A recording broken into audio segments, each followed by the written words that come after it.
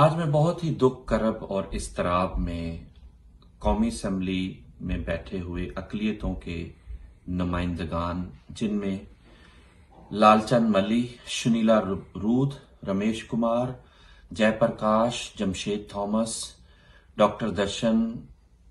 खीलदास कोस्तानी, रमेश लाल, नवीद आमर जीवा,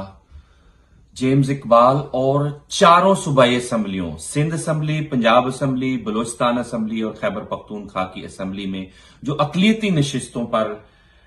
रहनुमा बराजुमान हैं, मैं उनसे ये कहना चाहता हूं कि जबरी तब्दीली मजहब के मामले पर, जिसकी वजह से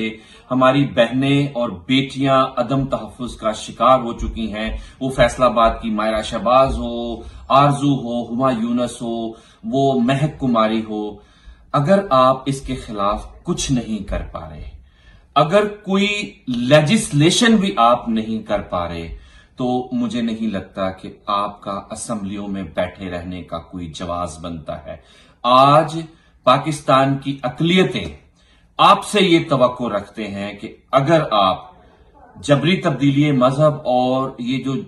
कम उम्री की शादियां की जा रही हैं, जबरी शादियां, उसके खिलाफ कोई कानून साजी नहीं कर पा रहे, बोल नहीं पा रहे, वॉकआउट नहीं कर पा रहे, तो बेहतर है कि ये नशिस्तें छोड़कर आ जाइए। पूरी कौम आपको हाथों हाथ उठाएगी, आपको हार पहनाएगी, आपकी शुक्रगुजार होगी। बाहर आकर कौम के साथ एहतजाज में शामिल हो जाइए।